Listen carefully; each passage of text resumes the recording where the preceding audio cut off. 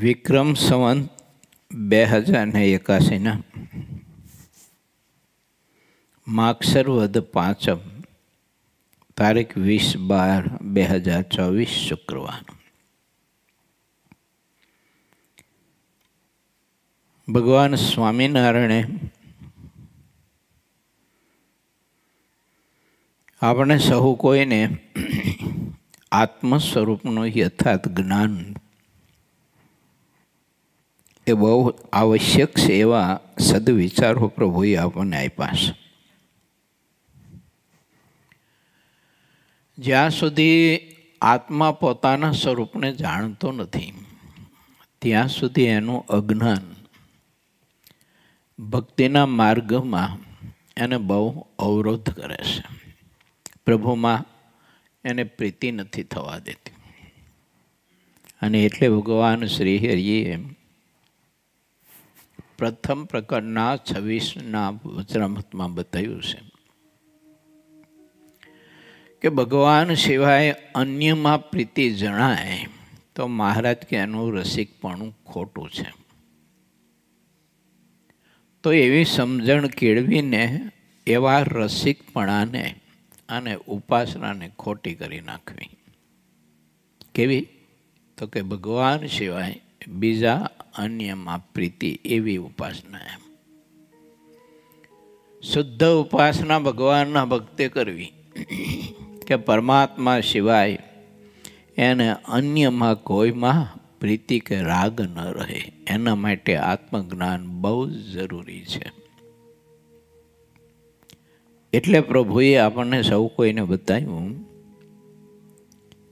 કે મારો આશ્રિત સંત સમાગમ કરી શાસ્ત્ર અધ્યયન કરી અને પોતાના સ્વરૂપને સમજવા માટેનો પ્રયત્ન કરે.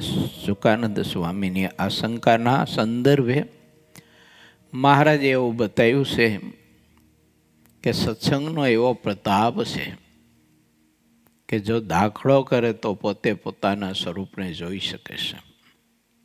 આવો આ સત્સંગનો મહાદિવ્ય પ્રતાપ છે.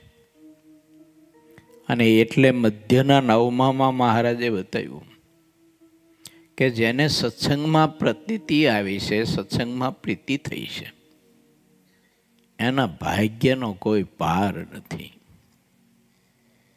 આવો મહારાજે મધ્યના 9માં આપણને સૌ કોઈને બતાવ્યું છે. હવે જ્યાં સુધી આપણને સત્સંગમાં એવી ગાઢ પ્રીતિ નથી ત્યાં સુધી અન્યમાં આપણને પ્રીતિનો કોઈ અંદર બીજના કારણો પીડા હોય તો એ સમજવા જોઈએ. એને દૂર કરવા માટે પ્રયત્ન કરવો જોઈએ. એટલે મન કર્મ વચને કરીને સંત હરિભક્તના અનુભવી જે ભક્તો હોય એના સમાગમના યોગ્ય કરીને આ બધી કાચપ ટાળવી પડે. એમાં પ્રમાદતા જરાય પણ ચાલે નહીં. પરસ્પર તમે બધા હરિભક્તો હોય તો સમય ન હોય તો સમય કાઢીને પણ પરસ્પર સત્સંગ કરવા માટે બેસવું જોઈએ અને સત્સંગની દૃઢતા વધુ કરવી જોઈએ. કારણ કે એ સિવાય જીવને જગતમાંથી વિરક્ત થવા માટેનો અને પરમાત્મામાં ગાઢ પ્રીતિ કરવા માટેનો બીજો રાહ નથી, કોઈ રસ્તો નથી. આ એક જ રસ્તો છે કે સત્સંગ કર્યા કરો, સત્સંગ કર્યા કરો, ખૂબ સત્સંગ કર્યા કરો. અને જેટલો સત્સંગ કરો એટલું ભારોભાર પાછું ધ્યાન ભજન કરો. ઘણીવાર એવો પણ સભાનો સંભવ છે કે આપણે સત્સંગ બહુ કરતા હોઈએ પણ ધ્યાન ભજનના અંગ ઓછા હોય તો એ જ્ઞાન પણ આપણે બોજારૂપ થવાનું. સત્સંગમાં ઘણી જગ્યાએ જોવા મળતું હોય છે, બંને આશ્રમમાં, બંને આશ્રમીઓમાં, કે જ્ઞાનની વાતો પરસ્પર ખૂબ કર્યા કરતા હોય પણ એને ધ્યાન ભજનનું કે મહિમાનું પાછું અંગ નથી હોતું. એવા ભગવાનના કોઈ સંતની સાથે એને આત્મીયતા કોઈ જોડાણ નથી હોતું. એટલે આખી જિંદગી જીવે ત્યાં સુધી કથા વાર્તા સત્સંગ કર્યા કરતા હોય છે, પણ હૃદય આનું બધું ખાલી રહે છે, લુખ્ખું રહે છે. એટલે સત્સંગ પણ આળસને પ્રમાદતા મૂકીને ખૂબ જ કરવો જોઈએ, અને એ રીતે આળસને પ્રમાદતા મૂકી અને ભગવાનની મૂર્તિનું ધ્યાન ને ભજન ને સેવા પરિચર્યા પણ ખૂબ જ કરવી જોઈએ.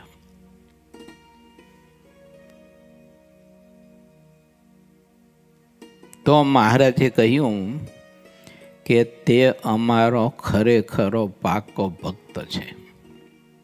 એવા પાકા ભક્ત થવા માટે મહારાજ આપણે સૌ કોઈને આ સદવિચારો આપે છે. તો હવે આજે આપણે એ સદવિચારોમાં આગળ ગતિ કરવા માટે સાગરમાં પ્રવેશ કરીએ. પૂરે 21મો તરંગ 82માં. ગઢડા પ્રથમ પ્રકરણનું 76મું વચનામૃત.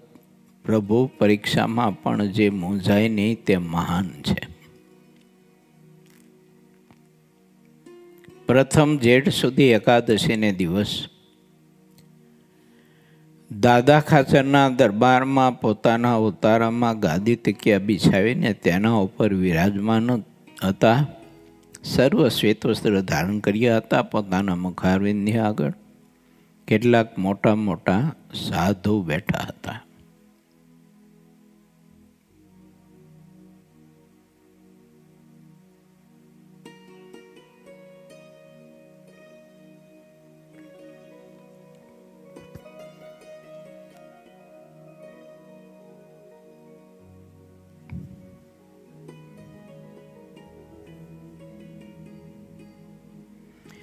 ત્યારે મહારાજે પોતાના તમામ ત્યાગી ગ્રસ્ત ભાઈઓ આશ્રિત માત્રને ભગવાનની આજ્ઞામાં રહેવા માટેની બહુ જ અદ્ભુત વાતો સમજાવી છે. પરમાત્માની આજ્ઞાનું ઉલ્લંઘન કરીને ભગવાનના ભક્તે કોઈ પણ કર્મ ન કરવું, કોઈ પણ ક્રિયા ન કરવી, કોઈ પણ કાર્ય ન કરવું. પ્રભુની મરજી દૃષ્ટિમાં રાખી અને માણસે પોતાના જીવનમાં જે કંઈ નાના મોટા કાર્ય કરતા હોઈએ તો તે કાર્ય માણસે કરવું. આ અદ્ભુત સદવિચાર પ્રભુએ આપણને બતાવ્યો છે.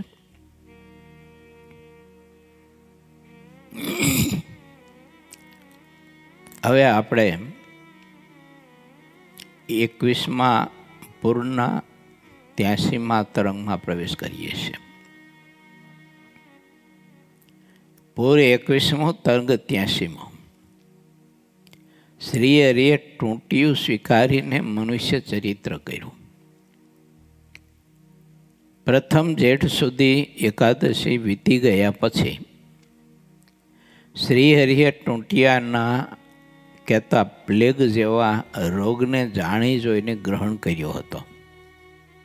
શ્રીહરિ તો મહાસમર્થ છે, એટલે એ નામના રોગનો અધિષ્ઠાતા જીવ તો ના તેમ કહેતો હતો, છતાં તેનું પરાક્રમ જોવા માટે શ્રીહરિએ તેને પરાયણે ગ્રહણ કર્યો. આ બધા રોગ છે ને એ મૂર્તિમંત છે. મહારાજે પોતે સ્વ ઈચ્છાથી જ્યારે આ પ્લેગના રોગને ગ્રહણ કર્યો, પોતાના શરીરમાં પ્રવેશ આપ્યો, ત્યારે ઓલો હાથ જોડીને ધ્રુજતો હતો અને ભગવાન શ્રીહરિએ પ્રાર્થના કરતો હતો કે હે ભગવાન, કૃપા કરીએ પ્રભુ, અને મને આવી રીતે તમારા શરીરમાં પ્રવેશ આપી અને હેરાન પરેશાન મત કરીએ. મહારાજે એનું કંઈ સાંભળ્યું નહીં અને એનો સ્વીકાર કર્યો. ઘણી વાર આપણને સમજ ન હોય અથવા અધૂરી સમજ હોય અથવા અજ્ઞાનતા કંઈ થોડી ઘણી હોય, કોઈ અંધકાર અજ્ઞાનતાનો, તો ભગવાન કે મોટા પુરુષ એના શરીરમાં કોઈ વ્યાધિ આપણે જોઈએ ને ત્યારે ત્યાં આપણે કર્મને મૂકતા હોઈએ છીએ.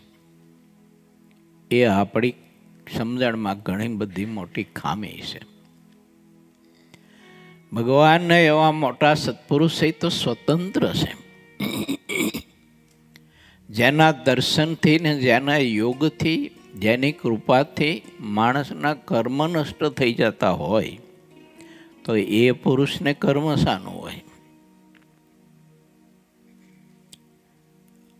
ભગવાનના એવા ભાગવત પુરુષ કોઈ હોય ગમે તે આશ્રમમાં, એને વિશે એના શરીરની વ્યાધિ યા તો એના વ્યવહારના દુઃખો, અર્થ વ્યવસ્થાના કાંઈક અભાવો, ત્યાં કોઈ દિવસ કર્મ ન લાવવું, કદી સંકલ્પ ન કરવો. અને જો થયો તો ભગવાનના સ્વરૂપની નિષ્ઠામાં આપણને બહુ જ ખામી છે, મોટામાં મોટી. ભગવાન શ્રી હરિએ આવી રીતે પ્લેગના દર્દ અને પ્રભુએ સ્વીકાર્યું છે. જેમનાથી કાળ પણ કંપે છે, આવા સમર્થ શ્રી હરિ પોતાના નિવાસ માટેના ભવનમાં વિરાજમાન હતા. સૂર્ય મધ્યાહને આવ્યો ત્યારે ટૂંટિયાનો અધિષ્ઠાતા શ્રીહરિના દર્શન કરવા માટે કોઈ ન દેખે એવી રીતે ત્યાં આવ્યો હતો. પણ તેનું પરાક્રમ જોવા માટે શ્રીહરિએ પોતાના શરીરમાં તેનો પ્રવેશ કરાવી દીધો. ટૂંટિયું થરથર ધ્રુતું હતું, પણ શ્રીહરિએ તેને ધીરજ આપી કે તું લોકોને કેવી પીડા કરે છે તે અમે શરીરમાં જોવા ચાહીએ છીએ. ત્યારે ટૂંટિયું બોલ્યો કે મહારાજ, મને જે અપરાધ લાગશે તે અપરાધથી હું ક્યારે છૂટીશ? તમારા શરીરમાં મને પ્રવેશ આપ્યો છે તો હું મારું તોફાન તમારા શરીરમાં રહીને કરીશ તો એટલો અપરાધ મને થશે કે એમાંથી હું મુક્ત ક્યારે થઈશ? પ્રભુ, હું જેના શરીરમાં જ્યારે પ્રવેશ કરું છું ત્યારે તેના શરીરમાં જેટલી નાડીઓ હોય તેને જેમ કોલોમાં શેરડીને પીલે એ રીતે ખેંચી લઉં છું ને પછી તેના લોહીનું પાણી થઈ જાય છે અને બધા જ નાડીના બંધ છૂટી જાય છે. પછી તેનું મુખ અને મળદ્વારમાંથી ફુવારાની જેમ પાણી છૂટે છે. શરીરમાં ટાઢિયો તાવ આવી જાય છે, તેને શરીરનું ભાન રહેતું નથી. 1 કે 2-3 દિવસમાં જો તે બચી જાય તો તેની આંખો તો ઉડી જતી રહે છે અને કોઈ શબ્દ બોલે તે તેને સાંભળતા નથી અથવા તેના શબ્દો સાંભળી શકાય તેવા રહેતા નથી. તે ટૂંટિયાનો વેગ તીવ્ર, મધ્યમ અને કનિષ્ઠ 3 પ્રકારનો હોય છે. જેમાં ટૂંટિયું તીવ્ર વેગથી આવે છે તે મનુષ્ય મૃત્યુ પામે છે. જેમ મધ્યમ અને કનિષ્ઠ વેગથી આવે છે તે દુઃખ પામે છે, પણ તેનું મૃત્યુ થતું નથી. આવી તો ટૂંટિયાની અનેક પ્રકારની વાતો છે.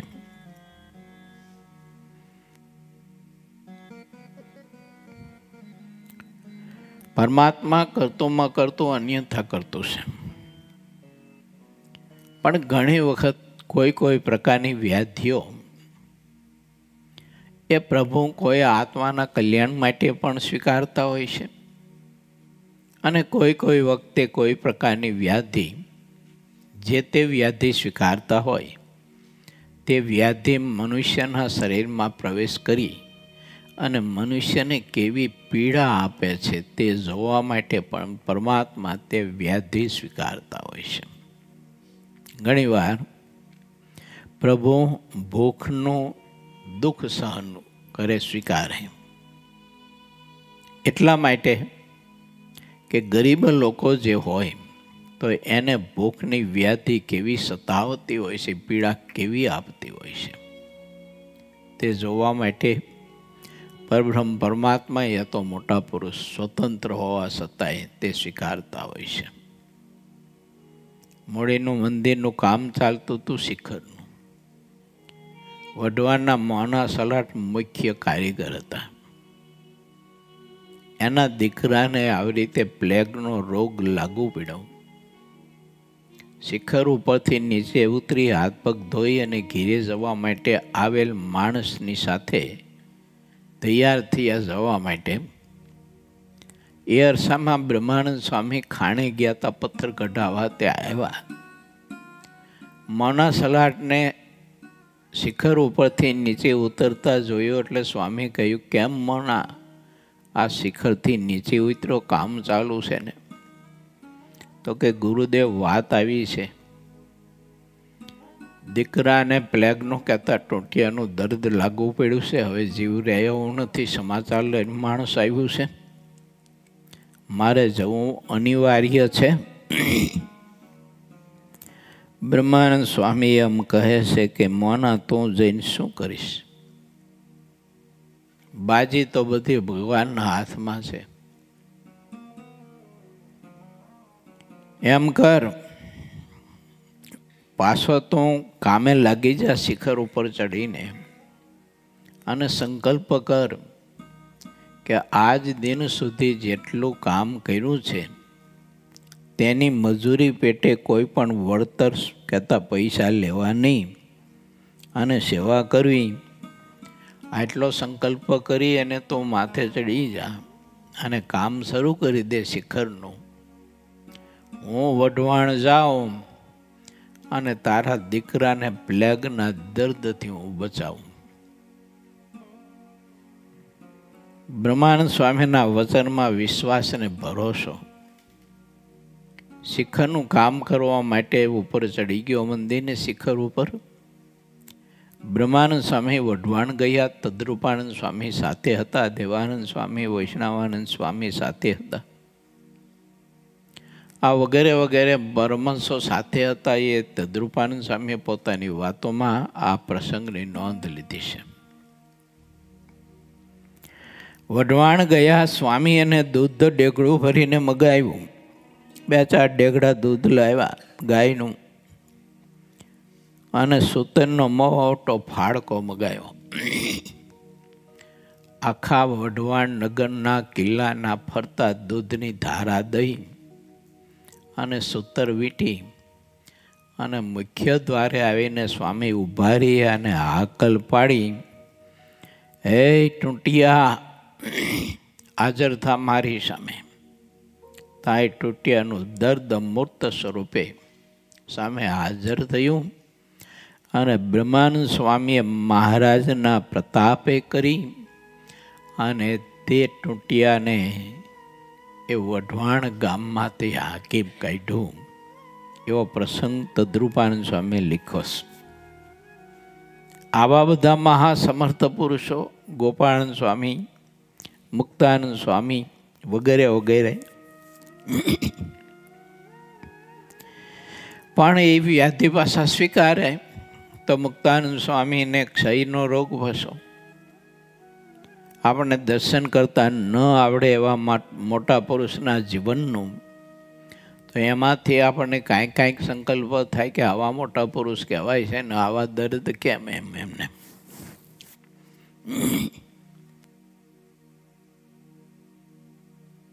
માટે ભગવાન કે ભગવાનના એવા મોટા પુરુષ હોય, ચાહે તે આશ્રમમાં હોય, ગ્રસ્તાશ્રમમાં હોય, ત્યાગાશ્રમમાં હોય, પણ એમની કોઈ પણ આવી પ્રકારની વ્યાધિઓ એમાં માયક સંકલ્પ આપણે કદી પણ થવા ન દેવો.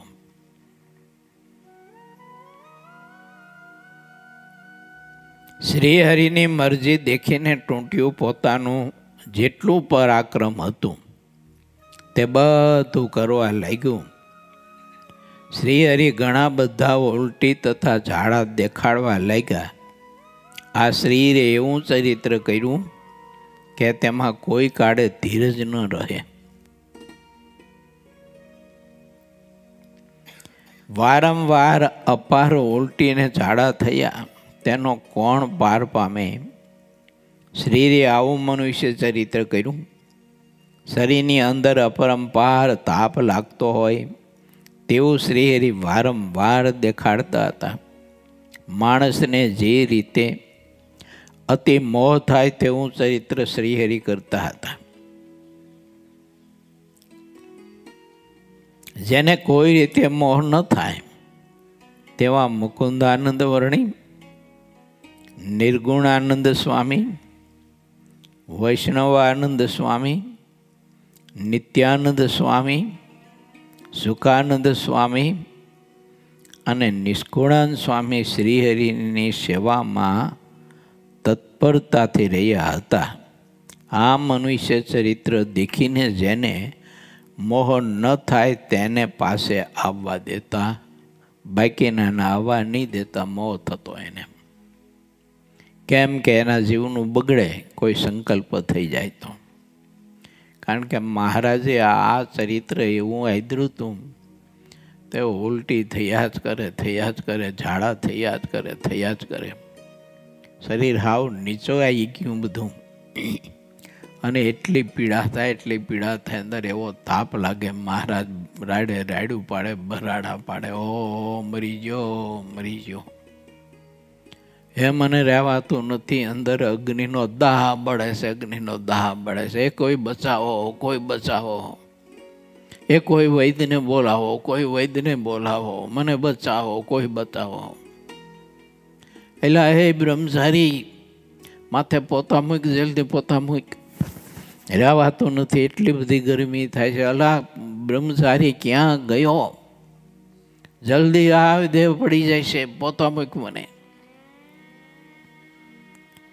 એ વૈષ્ણવાનંદ, પગ ચંપી કર, પગ ચંપી કર. એટલા બધા પગ તૂટે છે, એટલા બધા પગ તૂટે છે, એટલી બધી કરતર થાય છે. એલા બ્રહ્મચારી, તને કહ્યું કે નહીં?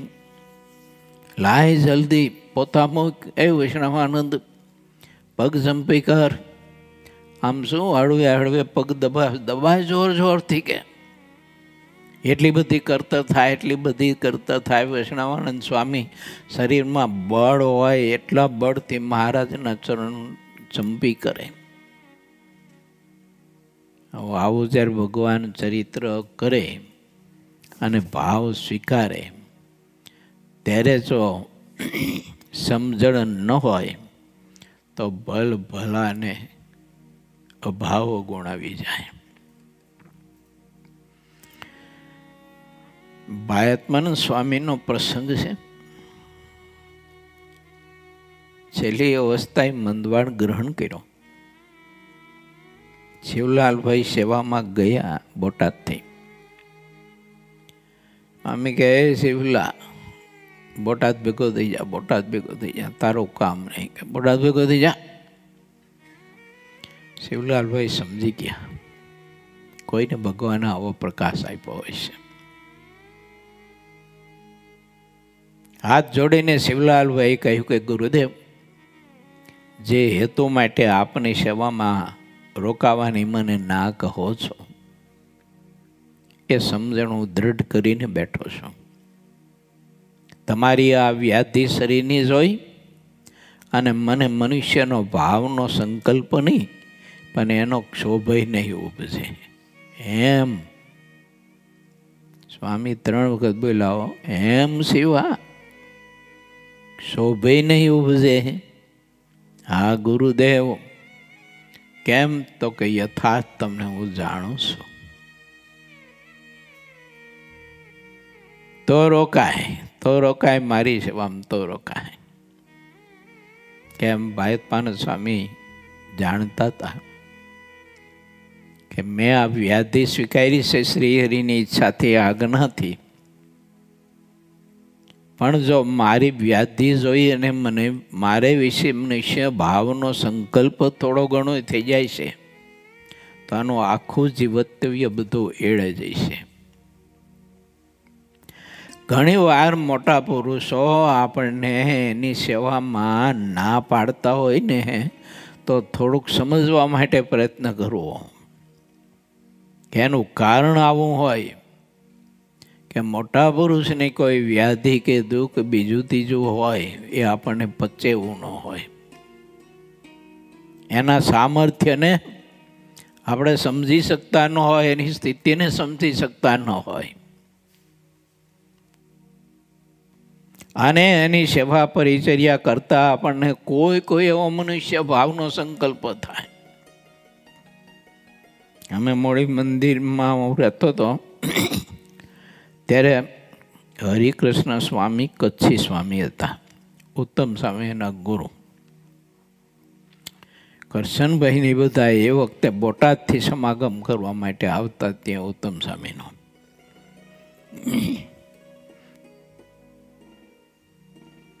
છેલ્લી અવસ્થામાં અખંડ સ્વામી પાસે બેસી રહેવું પડે એટલે ઉત્તમ સ્વામી એમના શિષ્ય એકલા જ. એટલે પછી અમે બધા વારા ફરતી સ્વામીની સેવામાં રહેતા. હવે રાત્રિના 12:30 કે 1 વાગ્યાનો સમય હતો અને કે મારે સંડાસ જવા જવું છે. બાવડું પકડીને લઈ ગયા. એ સંડાસના પોખરા ઉપર બેઠા. મને ભૂખ લાગી છે, રહેવાતું નથી, જમવા આપો, મને જમવા આપો, લાવો જલ્દી જમવાનું લાવો. કે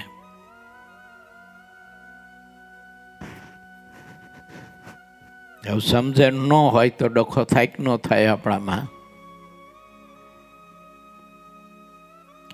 પછી જમવાનો એક થાળીમાં થોડુંક લાવ્યા તો આમ થાળી ઠેલી નાખી. આવું નહીં કે મને હાટા જમાડો કે હાટા જમવા છે. પછી ભાખરીના 2-3 નાના ટુકડા કરી હાથમાં આપ્યો. વાહ કે બહુ ઝડપી હાટો બનાવી દીધો કે ઝડપી. અને એ બેઠા બેઠા ભાખરીનું એક બીટકું ખાય. બસ લોકો હવે ધરી રહ્યો.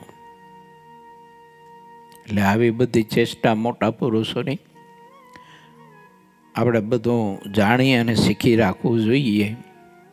બીમાર કોઈ પણ વ્યક્તિ હોય તો એની સેવા કરતાં આપણે શીખવું જોઈએ.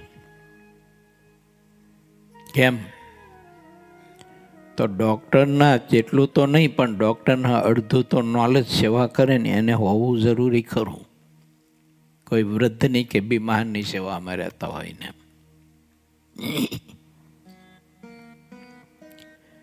આપણે દિવ્યેશ્વર સ્વામીને જ્યારે તકલીફ થઈ ત્યારે ભક્તવત્સલ સ્વામીને ધર્મનંદન સ્વામીજી સેવામાં હતા એમના. અને નિત્યપ્રકાશ સ્વામી હતા પ્રારંભમાં ત્યાં ચારોડી હોસ્પિટલમાં. તો આ ત્રણેય સંતો ડૉક્ટરોએ એવું કહ્યું જ્યારે એમની તબિયત સારી થઈ, કિરણ હોસ્પિટલના બધા ડૉક્ટરોએ કે આ સંતને આટલી બધું ઝડપી શરીરનું સ્વાસ્થ્ય સારું થયું એનું કારણ ડૉક્ટરે એવું કહ્યું કે અમે નથી પણ આ 2 સંતો છે. કે એને એવી સેવા કરીને એવી કેર લીધી એની. અને 24 કલાક 2 સંતો અખંડ જાગતા હતા. આંખનું મટકું નહીં મારવાનું. ભક્તવત્સલ સ્વામી તો લગભગ 8-10 દિવસ સુધી રાત્રિ દિવસ સૂતા નહોતા. કોઈ વૃદ્ધ હોય, કોઈ બીમાર હોય તો એની સેવામાં બહુ જ સાવધાની રાખવી પડે. એ શીખવું પડે. અને એની સાથે બીજી સાવધાની એ હોવી જોઈએ કે એમાં કોઈ દિવસ આપણને મનુષ્ય ભાવ ન રહેવો જોઈએ. અને સંકલ્પ સુધા ન થવો જોઈએ મનુષ્ય ભાવનો, નહીતર જીવનું બહુ ભૂંડું થાય. એટલે બહુધા મોટા પુરુષ આપણું જાણતા હોય ને બધું, એટલે આપણને પોતાની સેવામાં લગભગ દૂર રાખે સેવાથી. અને કોઈ એવું અંતર જાણતા હોય તો એને રાખે.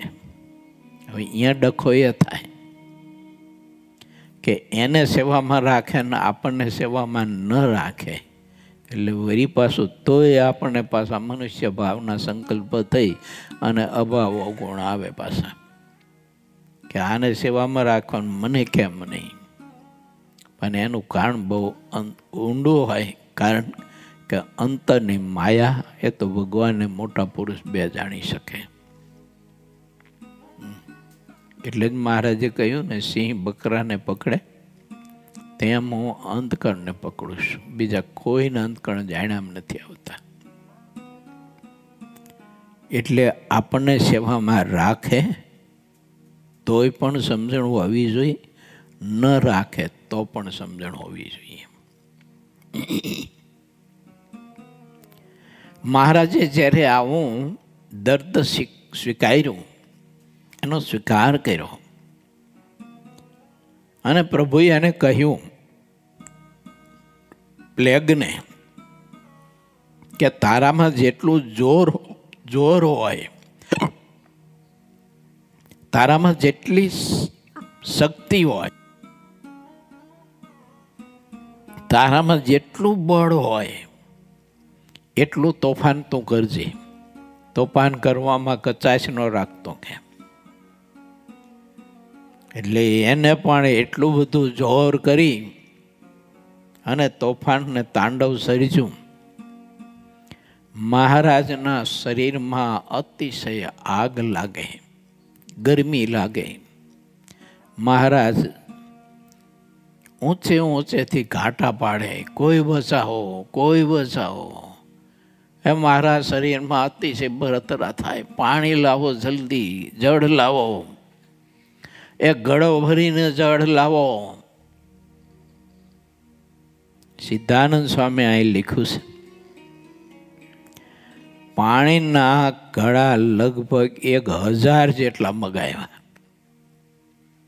આમાં લખ્યું સ્વામી 1000 જેટલા પાણીના ઘડા મગાવ્યા અને મહારાજ સીધો જ ઘડો મોઢે માંડી અને આખો ઘડો પાણી પી જાય. એ આખો ઘડો પાણી પીને વરી પાછી મહારાજ ઉલટી કરીને કાઢી નાખે.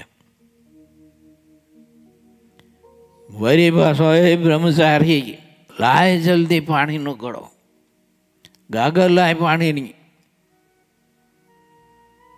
વરી પાછો મોઢે પાણીનો ઘડો લગાડી અડાડીને આખો ઘડો પાણીનો પી જાય ને પીને વરી પાસે ઉલટી કરે મહારાજ. 1000 જેટલા પાણીના મોટા ઘડા એ ભરી અને આપે મહારાજ પીવે ને ઉલટી કરીને કાઢી નાખે. વારંવાર પાણી પીતા અને ફરીને ઉલટી કરતા. ત્યારે અક્ષર ભવનના પૂર્વ અને પશ્ચિમ બંને બાજુના બારણા બંધ રાખ્યા હતા. પાણીના જેટલા ઘડા આવ્યા તેને શ્રીહરિ પિતાને તરત ઉલટી કરી દાખતા. જેમ હોજ ઉભર્યો હોય તેમ આખું ભવન પાણીથી ભરાઈ ગયું. શ્રીહરિએ દેહથી અલગ થવાનું ચોક્કસ ધારી લીધું હતું. શ્રીહરિ પોતે મનમાં આવો વિચાર કરતા પણ સંતો અને હરિભક્તો પર દયા આવી કે હજી સત્સંગનું એક પણ મૂળ દ્રઢ થયું નથી. મૂળ વિના સત્સંગની સ્થિતિ કેમ રહેશે? શાસ્ત્ર, મંદિર, આચાર્ય અને સ્ત્રી ધનના ત્યાગી સંત એ 4 સત્સંગના સુદૃઢ મૂળ છે. તે મૂળ વિના સત્સંગ કોને આધારે રહેશે? આવો મહારાજે વિચાર કર્યો. પહેલાં દ્રઢતા એવી કરી કે હવે શરીરને મૂકી દેવું, શરીર છોડી દેવું. વળતો વિચાર કર્યો એટલે મહારાજે ચરિત્ર પાછો બદલાયું. અત્યારે જો અમારું શરીર ટકાવી રાખીએ તો શરીર રહે, ત્યાં સુધીમાં તે બધા મૂળને સારી પેઠે દૃઢ કરી શકાય. જ્યારે શ્રી હરિએ એવો સંકલ્પ કર્યો ત્યારે તેમને શરીરનું ભાન આવ્યું. પછી સંધ્યા સમય થયો ત્યારે દહીં અને સાકર પીધા. તે સમયે શ્રીહરિ દહીં અને સાકર સિવાય બીજું કાંઈ જમતા નહીં. જે પીતા તે ટકતું નહીં, તો પણ તે દહીં સાકર પીતા રહેતા. પછી શ્રીહરિ બોલ્યા કે હવે અમારો આ દેહ છૂટશે નહીં, પણ હરિભક્તોને માટે રહેશે.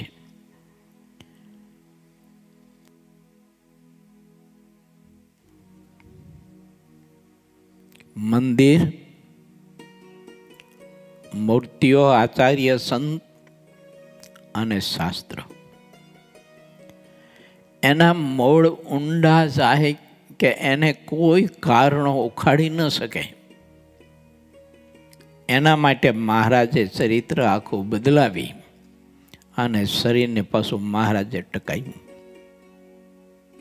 આ મહારાજની કૃપાને મારે ને તમારે અત્યારે ખૂબ જ વિચારીને ઘૂંટવી જરૂરી છે કે ઠાકોરજીએ મંદિરના મૂળ ઊંડા જાય એના માટે શરીર ટકાવ્યું. તો મતલબ એમ છે એનો કે મંદિર બનાવવા માટેનો, મંદિર નિર્માણ કરવા માટેનો મહારાજનો જે હેતુ હતો, જે લક્ષ્ય હતું, તે મંદિરના માધ્યમે આપણે સૌ કોઈ પ્રભુના આશ્રિત માત્રે એને અનુસરીને તે સિદ્ધ કરવા માટે પ્રયત્ન કરવો જોઈએ. મંદિરોની સંપત્તિ કે મંદિરનો અધિકાર એના માટે આપણે લડત ન લેવાય.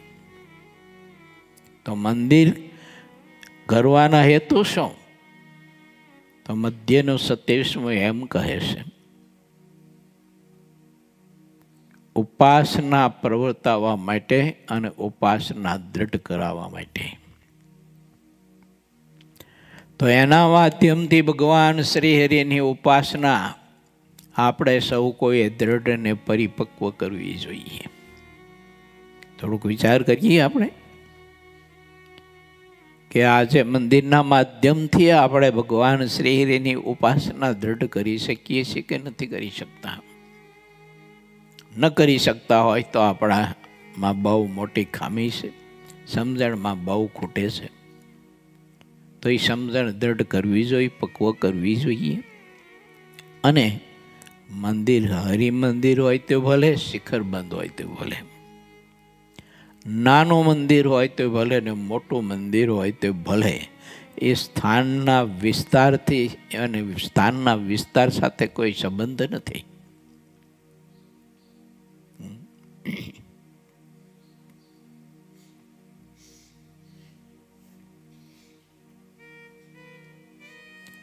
જમીન સારી હોય, ખાતર સારું હોય, પણ પાણી ખારું હોય તો પાક લઈ શકીએ આપણે? જમીન બહુ સરસ છે, ખાતર સારું છે, પણ પાણી ખારું છે. મંદિર મોટું છે, વિશાળ છે, યા તો નાનું છે, પણ આપણી ભાવના જો ખારી હોય, ખોરા ટોપરા જેવી, તો એ મંદિરમાંથી જે પ્રાપ્ત આપણે કરવાનું છે એ કેવી રીતે આપણે કરી શકશું? મેં એવા દર્શન કર્યા સારી ભક્તોના. મંદિર હાવ નાનું, કેવડું 25 થી 30 હરિભક્તો દર્શન કરીને બેસે, પછી 31મો હરિભગત આવે તો એને દંડવટ કરવાની જગ્યા ન રહે. આવડું મંદિર. એ મંદિરનો ઉપયોગ કરનાર પુરુષોએ કેવો કર્યો કે મંદિરમાં બેસીને 3-3, 4-4, 5-5, 6-6 કલાક સુધી મહારાજની મૂર્તિનું ધ્યાન કરતા હતા. આ દર્શન મેં ખૂબ કર્યું છે. સવારે ઠાકોરજીને જગાડે, એની પૂજા તમે જોવો તો એવા ભાવથી પૂજા કરે. 11 વાગ્યા સુધી ઠાકોરજીની પૂજા ભાવથી કરે. ઘેર જઈ રોટલો શાક જે કંઈ બનાવ્યું હોય તે ઠાકોરજી માટે નૈવેદ્યનો થાળ લઈ આવે. ઠાકોરજીને નૈવેદ્ય ધરાવીને રોજે રોજ પ્રેમાનંદ સ્વામીનો થાળ ઓલો મોટો છે ને, એ મોટો થાળ કાયમ ભાવથી બોલે અને ખૂબ જમાડે. અડધી પોણી કલાક ઠાકોરજી પાસે થાળ રાખે. થાળ વારી ઠાકોરજીને પોઢાડી અને પછી પોતાને ઘેર જાય. જે કાંઈ થોડું ભોજન જમી અને મંદિર આવે, આવીને માળા લઈને બેસી જાય. ઠાકોરજી જાગે ત્યાં સુધી બેઠા બેઠા માળા કરે. સાણંદ પાસે ઝોલાપુર ગામ છે. એ ઝોલાપુરમાં શિવલાલભાઈ કરીને હરિભગત હતા. આ એની વાત હું કરી રહ્યો છું. ત્યાં અમે ઝોલાપુર ગયા હતા. 2-5 દિવસ રોકાયા હતા. નાનું એવું મંદિર, પોતે જાતે સેવા પરિચર્યા કરે, ભક્તિ કરે. એવા ઘણા બધા ગામડાઓમાં નાના એવા મંદિરો, પણ એ નાના એવા મંદિરમાં એવા મોટા ભક્તો રહેતા હતા કે જેને ભગવાનનો અખંડ સંબંધ હતો. ખૂબ ધ્યાન ભજન કરતા. એને ભગવાન સંત હરિભક્તોનો એટલો બધો મહિમા, એનું હૃદય આપણને દેખાય, મહિમાથી આમ છલકાતું હોય. જેમ ઘડો માથે ઉપાડી પાણીનું કોઈ ડેગડું ઉપાડીને જતા એને છલકાતું હોય અને એમાંથી બહાર પાણી છલકાઈ નીતરતું હોય ને, એમ તે હરિભક્તોના હૃદયમાં મહિમા, ભાવ, ભક્તિ છલકાતા નીતરતા દેખાતા હતા. આવી સ્થિતિ મહાપુરુષોની. કીર્તન ભક્તિ કરે તો તમે જોવો તો એટલા ભાવથી ભાવ વિભોર થઈ અને ઠાકોરજીની સન્મુખ બેઠા બેઠા કીર્તન કરતા. એ હરિમંદિરમાં રહેનારા અને નાના ગામડામાં રહેનારા હરિભક્તની સ્થિતિની વાત હું કરું છું. આના મંદિરનો ઉપયોગ કરતા આવડો કહેવાય. આજે તો ઘણી જગ્યાએ જોવા એવું મળે કે મંદિરના કોઠારી થવા માટે થઈને એકાદા બીજા ઝઘડતા હોય છે.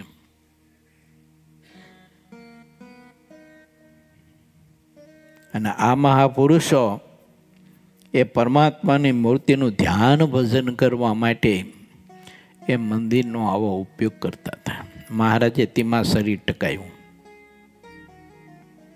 આપણે પ્રભુએ એટલા માટે બતાવ્યું છે કે મારો આશ્રિત મંદિરનો ઉપયોગ આવી રીતે કરે. મંદિરમાં ગયા પછી એકાદા બીજા પ્રત્યે ઈર્ષા ને, એકાદા બીજા રાગ દ્વેષ ને, એકાદા બીજા પ્રત્યે ઝઘડા ને, કોઈ સેવા પરિચર્યા કરતા હોય તો એના અભાવ અવગુણ ને. કેટલા માટે ઠાકોરજી મંદિરો બનાવ્યા? શાના માટે બનાવ્યા? જરાક વિચારીએ. મહારાજ કે ઉપાસના અખંડિત રહે, કે જે પરંપરાથી પાછળથી અંધ પરંપરાઓનો જન્મ ન થાય, કે અંધ પરંપરા ન પ્રવર્તે. એટલે મહારાજ કે અમે મંદિરો કરાવ્યા છે. ઉપાસના સારું ને, ઉપાસના સારું કરાવ્યા છે. ભગવાનમાં પ્રીતિ મહારાજે પ્રથમના સવિશમાં મેં વાત કરી, બતાવ્યું મહારાજે. મહારાજ કે એવું રસિકપણું અને એવી ઉપાસના એને ખોટી કરી નાખવી. આપણને જો મંદિરમાં ગયા પછી પણ જો જગત ના છૂટતો હોય, જગત સંબંધી વાતો ન છૂટતી હોય, ધન સંપત્તિના સત્તાના રાગ ના છૂટતા હોય, તો મંદિરમાં ગયા પછી પણ શું આપણને લાભ મળવાનો? માટે વિચારવું મારે ને તમારે કે ભગવાનના ભક્ત કોઈ સેવા પરિચર્યા કરતા હોય તો આપણે એનો ખૂબ ગુણ રાખવો, મહિમા સમજવો અને આપણે ખૂબ ધ્યાન ભજન કરવું, ખૂબ ધ્યાન ભજન કરવું. એમાં પ્રમાદતા, એમાં આળસ, એમાં કંજુસાઈ, એમાં આળસ જરાય ના હોવી જોઈએ. ધ્યાન ભજનમાં એટલા ધ્યાન ભજન કરવા જોઈએ. માનગઢમાં સવજી બાપા હતા. છેલ્લું ગામ રણની ટીકરબાઈ છું, પછી ઓલી બાજુ બધું રણ આવી ગયું. પણ એ મહાપુરુષને ધ્યાન ભજનનું કેવું અંગ હતું, એનું ખૂબ દર્શન કર્યું છે. 15 દિવસ એ ગામમાં હું ને પુરુષોત્તમ સ્વામી ગયા હતા, રોકાણા હતા. ત્યારે બાપાનું દર્શન ખૂબ કર્યું. એમ એટલું બધું ધ્યાન ભજન કરવાનું અંગ. આપણે એમ થાય કે ઓહો, મહારાજના મુક્ત પુરુષોને ભગવાનમાં કેવી પ્રીતિ છે. અને હવે નાનું એવું મંદિર ઉપર તમે સાપરું જુઓ તો દેશી નડિયાનું, એમાં કોઈ સગવડતા નહીં, કશું જ નહીં. ઠાકોરજીને ધરાવવા માટે ઓલી સાકર હોય 2-5 ગણી થોડીક, બાકી કશું ન હોય. પણ હૃદય ભક્તિથી ભરેલા હતા ને નિતરતા હતા. મહાત્મયથી હૃદય નિતરતા હતા ભરપૂર. મને ખબર છે, અમે જતા તે રણની ટીકરે ઉતરતા હળવદથી હાંડિયા ગાડીમાં બેસીને ગયા, અને ટીકર નદી છે ને, બ્રાહ્મણી નદી, એના આ કિનારે ઉતર્યા તો ઠેઠ માનગઢથી આ સવજી બાપા ને શંકર બાપા ને એ રવજી બાપા ને બીજા બધા જે કંઈ ભક્તો હતા ને, એ ઠેઠ માનગઢથી ટીકર સુધી લેવા આવતા. અને એવા ભાવથી પાછા કીર્તનો બોલે, અને કીર્તનો બોલતા બોલતા ઠેઠ માનગઢ સુધી જાય. આપણને એમ થાય કે કેટલો ભાવ, એમ પ્રગટ ભાવ કેટલો, એને કેવો મહિમા. એવા બધા છે ને હૃદય હતા. આજે તો કંઈક વિપરીત જોવા મળે હોય. કોઈ હૃદય હશે અત્યારે, નહીં હોય એવું નથી. પણ બહુધા જોઈ તો રાગ દ્વેષ, આ તે બધું નિંદા કોથલી, વિરોધો, બીજું ત્રીજું.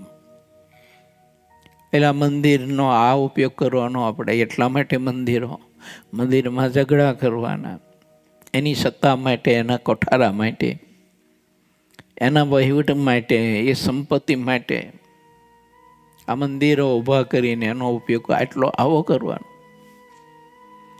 શ્રીજી મહારાજે શરીર ટકાવ્યું મંદિરો, શાસ્ત્રો અને સંતો માટે. તો એ સંતનો ઉપયોગ મંદિર જેવો કરીએ આપણે, પણ સંતનો ઉપયોગ એવો ન કરીએ કે જે આ લોકની સંપત્તિ માટે કે આ લોકની જે કંઈ ઈચ્છા પૂર્તિ કરવા માટે. કેવો ઠીક છે, ભગવાનના ભક્ત છીએ ને, સુખ દુઃખ હોય આપણને, કોઈ આવી પીડ્યું હોય તો સંતો પાસે પોતે વ્યક્ત કરે, ન કરે તો બીજે ક્યાં કરે. પણ કેવળ એ ન હોવું જોઈએ. આ લોકના સુખ દુઃખ સંતો પાસે ગાવા, ન ગાવા એવું નથી કહેતો. એની પાસે વ્યક્ત કરો. આપણે કે બીજી ત્રીજી કંઈ બીજે બાધાઓ રાખવા ન જવાય, પણ કેવળ એ ન કરવું. એની સાથે પરમાત્માની ભક્તિને તે સંતનો સમાગમ કરી અને સાચી સમજણ કેળવવી. ઘણા બધા લોકોને આવું દુઃખ હોય છે, કોઈની સંતાન ન હોય, આ તે ન હોય, તો સંતો પાસે જાય. સંતો ઠાકોરજીને પ્રાર્થના કરે એટલે ઠાકોરજીનો સંકલ્પ સંતાન પૂર્તિનો કરે. શેર માટીના બદલે બશેર માટી ઠાકોરજી આપી દે. પણ પછી ઓલો એ સંતનો સમાગમ કરવા કોઈ દિવસ હરામ એક દિવસે પણ ન આવતો હોય. આ ન કરાય.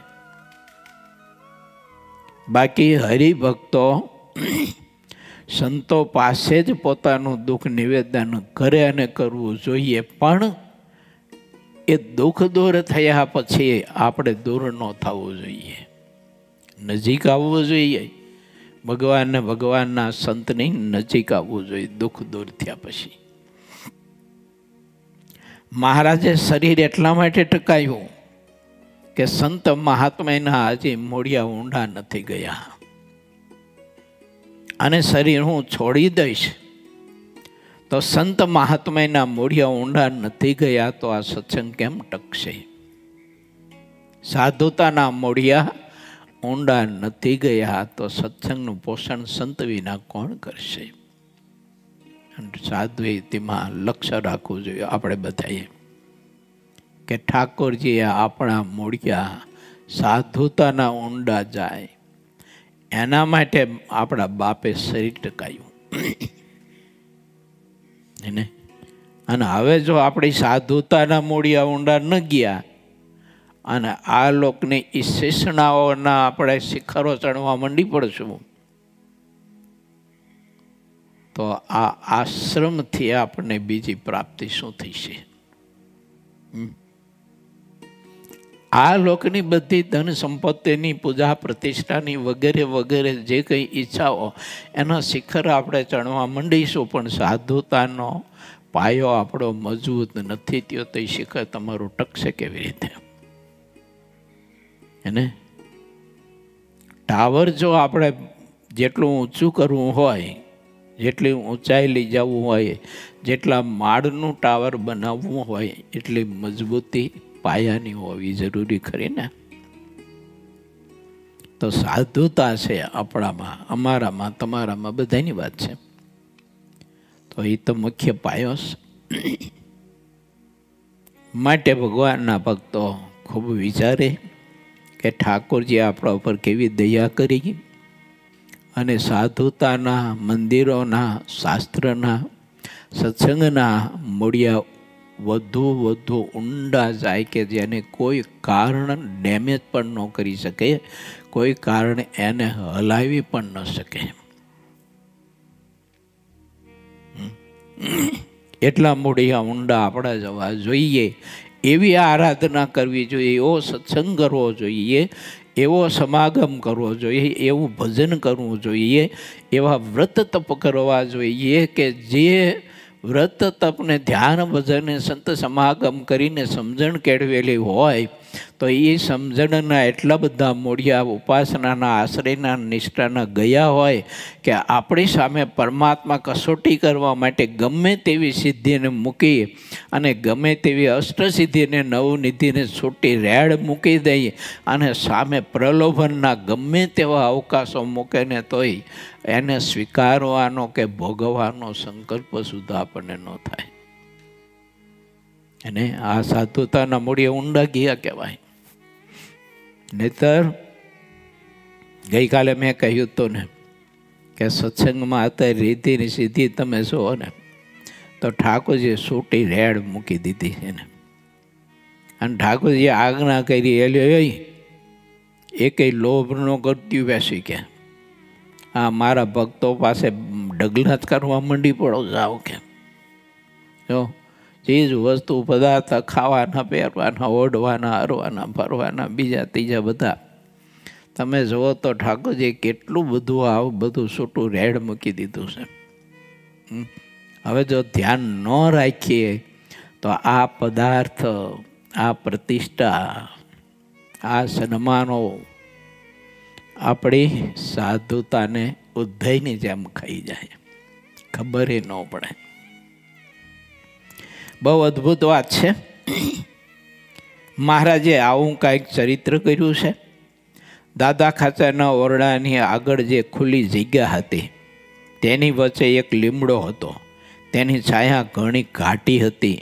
શ્રીહરિએ તે વખતે કહ્યું કે ઘેલા નદીની રેતી લાવીને બધા ચોકમાં પાથરી દો અને તેમાં અમારે માટે એક એવું દેરું તંબુ બનાવી દો કે અમને જરાય તાપ લાગે નહીં.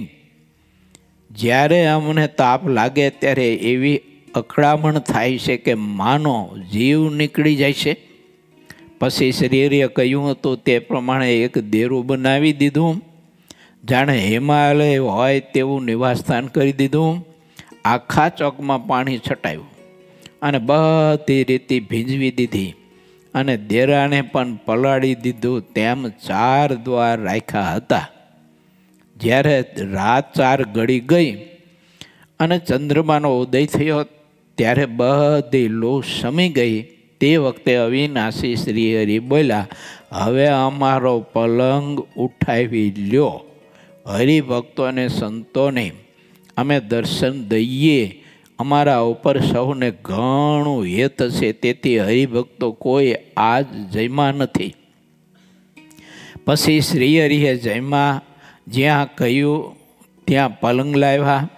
ત્યારે શ્રીહરિના દર્શન કરીને હરિભક્તોને જેમ શરીરમાં પ્રાણ આવ્યા હોય તેમ અતિ આનંદ થયો. પછી જ્યાં પોતાનો ઉતારો કર્યો હતો ત્યાં લાવીને પલંગ મૂક્યો. વિરણના સુગંધીદાર મૂળિયાના 2 પંખા અખંડ પવન માટે ચાલતા રાખ્યા. પાણીમાં ભીંજવેલા પંખાઓ ચાલુ રાખ્યા. તે વખતે શ્રીહરિએ લપેટાની આ નામના કાપડની કોપીન જ પહેરી હતી. શ્રીહરિની મૂર્તિ અતિશય દુર્બળ થઈ ગઈ હતી.